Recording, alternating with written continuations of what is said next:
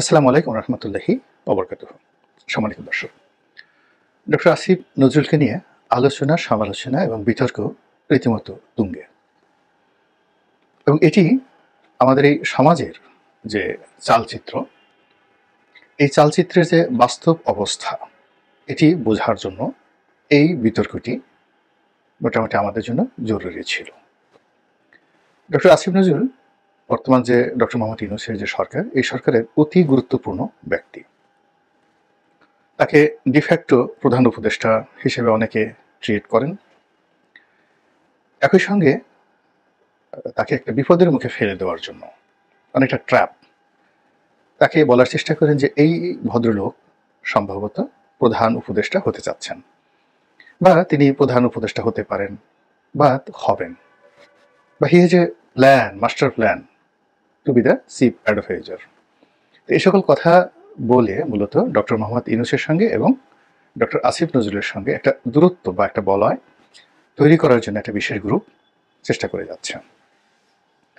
এখন এই যে যারা এই চেষ্টাগুলো করছে, মূলত আমাদের যে রাষ্ট্রীয় ব্যবস্থা, আমাদের যে রাজনীতি, সেই রাজনীতিতে মূলত যারা এই কাজগুলো করে যাচ্ছে তাদের সিদ্ধান্ত গ্রহণের ক্ষেত্রে, পরিবর্তন করার ক্ষেত্রে, বা যে কোনো একটা যাকে বলা হয় ঘটন, অঘটন, দুর্ঘটন, এগুলো ঘটানোর জন্য আমাদের দেশে অতীতে যারা যেভাবে যে কাজগুলো করেছেন ওই রকম পর্যায়ে একটা সিঙ্গেল লোকও নেই।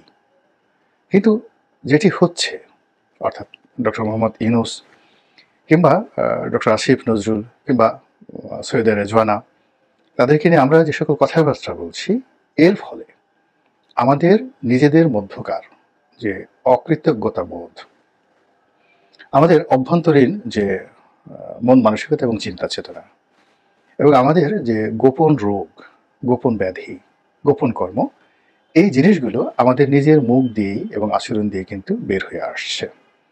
এর ফলে ধরুন আমি আসিফ নজরুল সাহেব সম্পর্কে একটা নেতিবাচক কথা বলতে চাই, বা তাকে আমার খুব পছন্দ হচ্ছে না, বা আমি চাই এই লোকটি মারা যাক, এই লোকটির কুষ্ঠ হোক, একদম মুখে চোখে মুখে আগে যেভাবে বান মারা হতো, এরকম বান মারার ফলে এই লোকটির চোখে মুখে রক্ত উঠে একদম সবার সামনে এসে হাউ মাউ করে মারা যাক।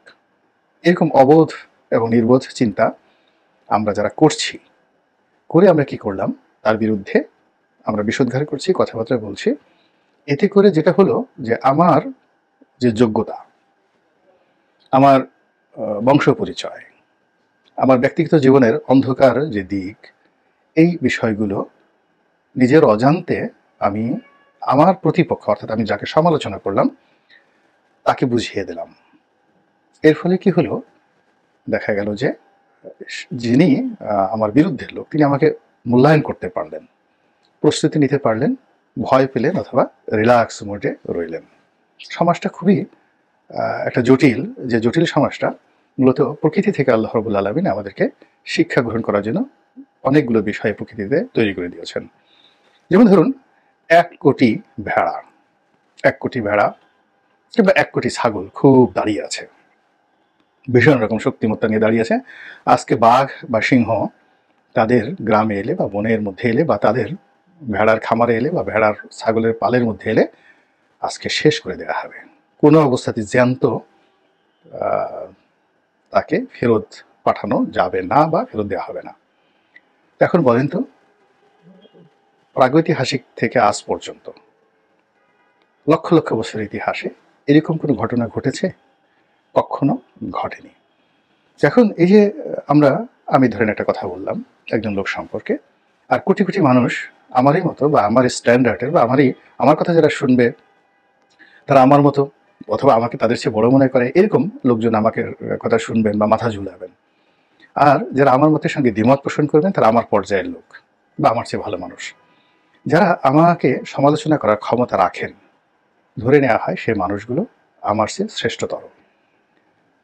এটা হলো প্রকৃতির স্বাভাবিক নিয়ম। তো ডক্টর আসিফ নজরুলকে যদি সমালোচনা করতে হয়, তার প্রথম যোগ্যতা হতে হবে যে সেই মানুষটিকে আসিফ নজরুলের শিক্ষা, দীক্ষা, অভিজ্ঞতা, মান, সম্মান, মর্যাদা, এই সব ব্যাপারে এক গ্রেড উপরে থাকতে হবে। দ্বিতীয়ত, জনাব আসিফ নজরুল যে সফলতায় পৌঁছে গিয়েছেন, তাকে সেই সফলতার কাছাকাছি যেতে হবে, বা সেই সফলতা সমপর্যায়ের হতে হবে, বা সফলতাকে তাকে বলা হয় অতিক্রম করতে হবে। আদারওয়াইজ আসিফ নজরুলের সমালোচনা করাটা আমি মনে করি আমার জন্য নির্বুদ্ধিতার একটা যাকে বলা হয় উত্তম উদাহরণ। তিনি আমার ডিপার্টমেন্টের বড় ভাই, আমরা একই ডিপার্টমেন্টে পড়াশোনা করেছি। তারপর তিনি আমার যখন মাস্টার্স হলো, আমার মাস্টার্সটা একটু পরে হয়, তা আমি মাস্টার্সটা আমার লেট হলো, মানে নর্মাল অনার্সের সাথে মাস্টার্সটা আমার লেট হয়ে যায়। এই কারণে শেষ বছরে তিনি শিক্ষক হিসেবে সেখানে যোগদান করেন, যদিও আমি তার কোনো ক্লাসে অংশগ্রহণ করতে পারিনি, আমি শুধুমাত্র পরীক্ষা দিয়ে চলে এসেছিলাম। তো সেই অর্থে তিনি আমার শিক্ষক। আবার তিনি সাংবাদিকতায় বিচিত্রায় ছিলেন, আমারও সেই সাংবাদিকতা পেশায় সেই অনেক আগের থেকে 1986 থেকে আমি এই পেশার সঙ্গে সম্পৃক্ত। আবার পরবর্তীতে সহকর্মী হিসেবে বিভিন্ন সভা সমিতি সেমিনারে আমরা কথা বলেছি, টকশোতে কথাবার্তা বলেছি। তাকে খুব একেবারে কাছের থেকে দেখার সুযোগ হয়েছে। তিনি আকর্ষণীয়, পুরুষদের কাছে আকর্ষণীয়, নারীদের কাছে আকর্ষণীয়, সমাজের কাছে আকর্ষণীয়। তিনি সবার কাছে না হলেও একটা বিশেষ শ্রেণীর কাছে সম্মানিত। তাকে মেহমান হিসাবে, বন্ধু হিসাবে সবাই পাওয়ার চেষ্টা করবে এবং করেছে, এটাই স্বাভাবিক। আসিফ নজরুল যদি কারো বিয়ের দাওয়াতে যেতেন বা যান, এখন না, আরও 10 বছর 15 বছর আগের থেকেই, 20 বছর আগের থেকেই কারোর সঙ্গে বসে যদি দাঁড়িয়ে চা খান, তার বাসায় যদি কাউকে দাওয়াত করেন, তিনি সম্মানিত বোধ করবেন। তো এই আসিফ নজরুলের মতো ব্যক্তি বা প্রতিষ্ঠান, এরা মানে স্বাভাবিকভাবেই ঈর্ষণীয়, এবং সেই ঈর্ষার কারণে তাদেরকে নিয়ে কথা হবে, তাদেরকে নিয়ে আলোচনা হবে, সমালোচনা হবে। এতে যিনি সমালোচিত হলেন জনাব আসিফ নজরুল, তার উপকার হবে, ক্ষতি হবে না। কিন্তু যারা সমালোচনা করলেন তাদের কি হয়, আপনার ধরেন একটা পাম্প দেওয়ার মেশিন আছে, পাম্পার, আপনি সেটা দিয়ে রিক্সা পাম্প করতে পারেন, কিন্তু আপনি সেটা দিয়ে ট্রাক পাম্প করতে গেলেন, তাহলে কি হলো, আপনার পাম্পারই ব্রাস্ট হয়ে যাবে। এটাই স্বাভাবিক। আপনার এটা ওজন নেওয়ার ক্ষমতা আছে 10 কেজি, কিন্তু আপনি দেখা গেল রাগের মাথায় বিরাট একটা হাতিকে মাথায় করে আপনি নিয়ে গেলেন, বা একটা হাতিকে গুঁতো দেওয়ার চেষ্টা করলেন, বা একটা আপনার যে শক্তি, আপনার অনেক শক্তি, আপনি ট্রেনের সামনে দাঁড়িয়ে ধাক্কা দিয়ে ট্রেন ফেলে দেওয়ার চেষ্টা করলেন। তো মানুষ খুব ছোট অবস্থা থেকে যখন এরকম বড় কোনো কিছুর সঙ্গে দ্বন্দ্ব সংঘাতে ফ্যাসাদে জড়িয়ে পড়ে, আলটিমেটলি সে নিজের প্রতি জুলুম করে। এটাই হলো স্বাভাবিক একটা বিষয়। তা আমাদের এই সমাজে এখন দেখা গেল যে আসিফ নজরুলের সঙ্গে যার জীবনে দেখা হয়নি, কথা হয়নি, আগামী 20-25 বছরে কখনো তার সাথে দেখা হওয়ার কোনো সম্ভাবনা নেই।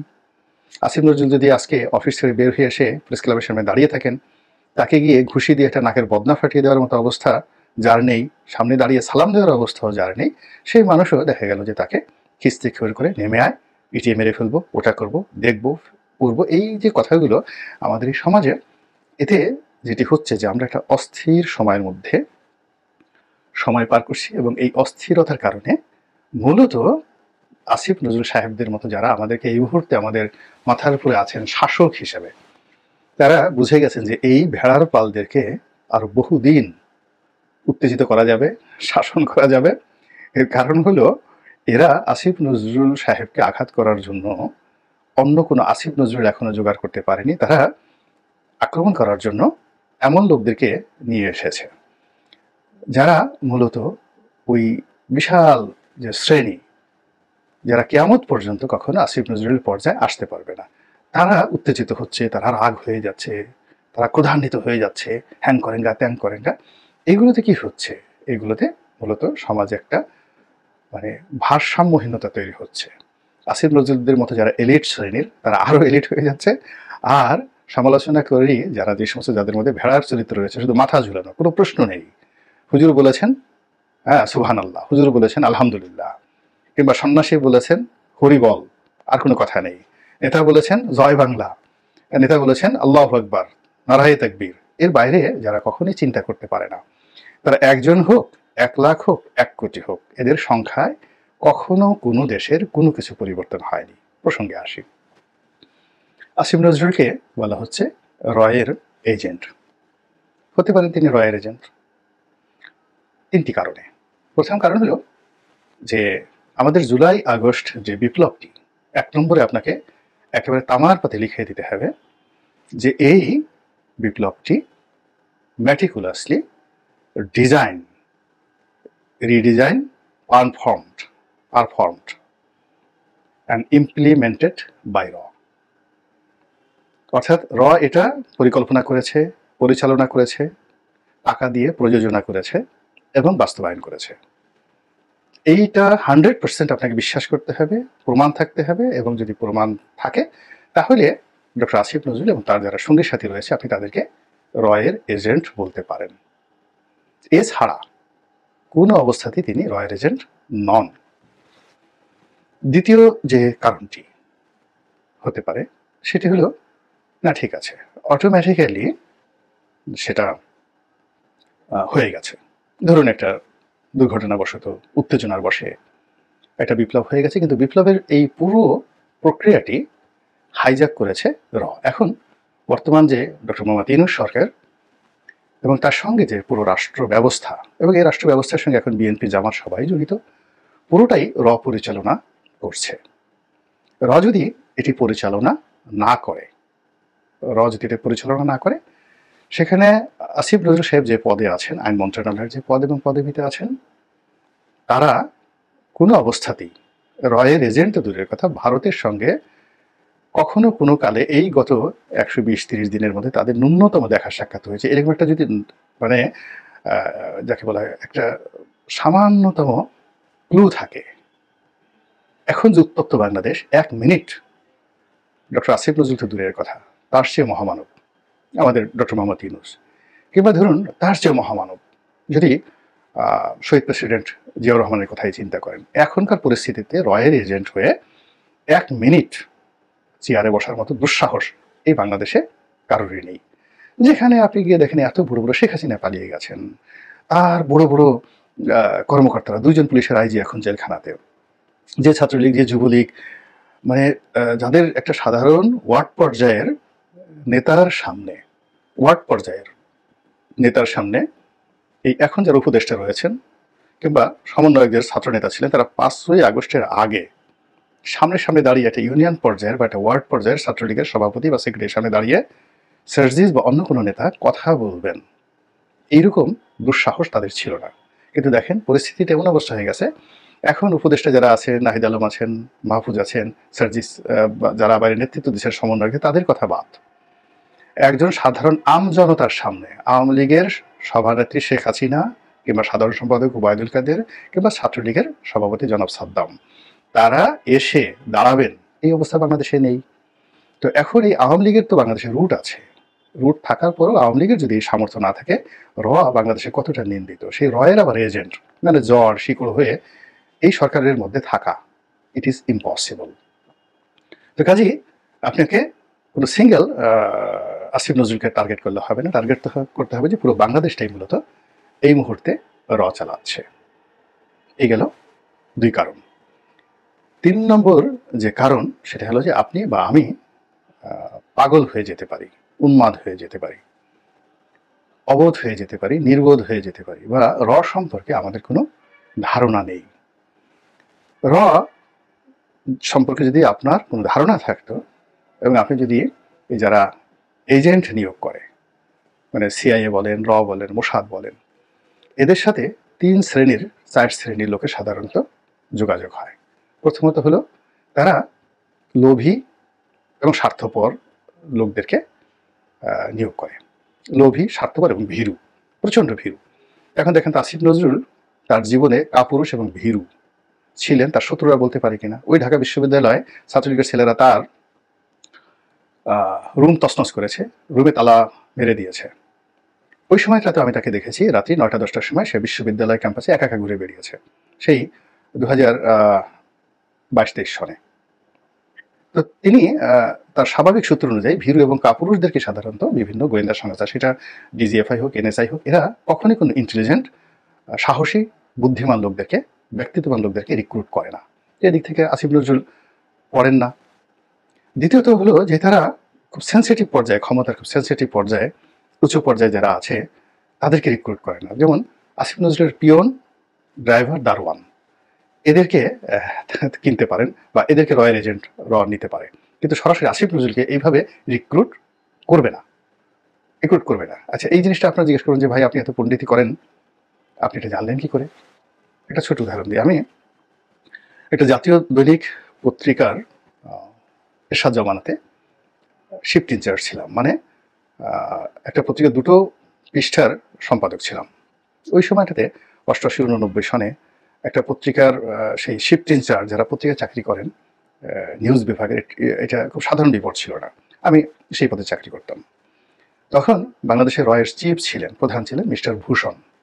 মিস্টার ভূষণ মিস্টার ভূষণ ছিলেন নরসীমা রাওয়ের, যাকে বলা হয় সেই ভাইয়ের ছেলে, বড় ভাইয়ের ছেলে। তিনি বাংলাদেশে স্টেশন চিফ ছিলেন এবং এই যে ধানমন্ডির যে 2 নম্বর রোড, যেটা ইন্ডিয়ান কালচারাল সেন্টার এখন রয়েছে, তখন এটা ইন্ডিয়ান এম্বাসি ছিল, তখন তিনি সেখানে বসতেন নিচতলাতে। তো 80-র দশকে যারা বাংলাদেশের রাজনীতি বা সাংবাদিকতার সঙ্গে জড়িত ছিলেন শীর্ষ পর্যায়ে, তারা সবাই মোরালেস মিস্টার ভূষণকে ছিলেন। আমার সম্পাদক যিনি ছিলেন, তার সঙ্গে ভূষণের একটা ভালো বন্ধুত্ব ছিল এবং সেই সুবাদে মিস্টার ভূষণের সঙ্গে ঘনিষ্ঠভাবে মেলামেশার সুযোগ আমার হয়েছিল সেই 80-র দশকে। তো সেই 80-র দশকে সেখান থেকে রয়্যাল স্টেশন চিফ সেই 80-র দশকে দেখার সুযোগ হয়েছে। সেখান থেকে আল্লাহ এখন যে পর্যায়ে আছি, দিনকে দিন তো খারাপ রাখেনি। তো কাজে এই জিনিসগুলো আপনারা অনেকে হয়তো ডিজিএফআই এর কথা বলেন। এখন ডিজিএফআই এর যারা চিফ ছিলেন বিভিন্ন সময়টাতে, আমি 2009 সালে এমপি হলাম, তাদেরকে তো ঘনিষ্ঠভাবে দেখার সুযোগ হয়েছে। সেটা যাদের ভয়ে কাপড় চোপড় খুলে যায় মানুষের, তারা তো সেলুট দিয়েছে, ছাড়ও বলেছে। ওই জিনিসগুলো দেখেছি কাছের থেকে, তাদের রিক্রুটমেন্ট প্রসিডিউরগুলো দেখেছি। তো কাজেই এরা কখনো আসিফ নজরুলের মতো লোকদেরকে রিক্রুট করে না।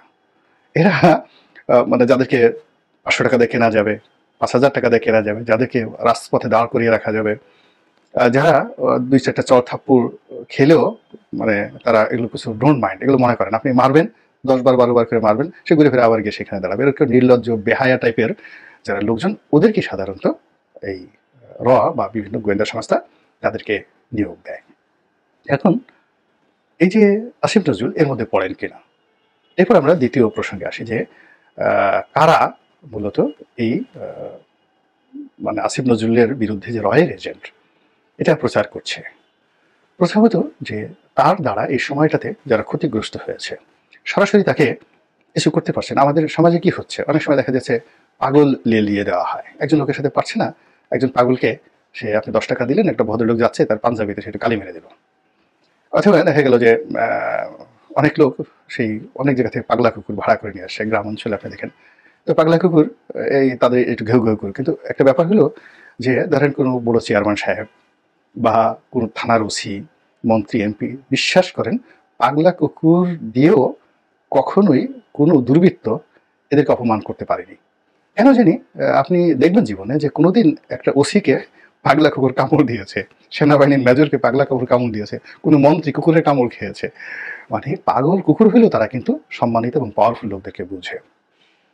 তো কাজেই এই যে ডক্টর আসিফ নজরুল, এদের মানে ওনার দ্বারা যদি কেউ ক্ষতিগ্রস্ত হয়ে থাকেন বা তাকে যেভাবে তারা পেতে চেয়েছিল সেভাবে পাননি, তারকে দেওয়া কথা শোনাতে পারেননি, স্বার্থ সিদ্ধি করতে পারেননি, কিন্তু তার সাথে সরাসরি ফাইট করার মতো অবস্থা তাদের নেই, মুখোমুখি তর্ক করার অবস্থা নেই, তখন কি করলো?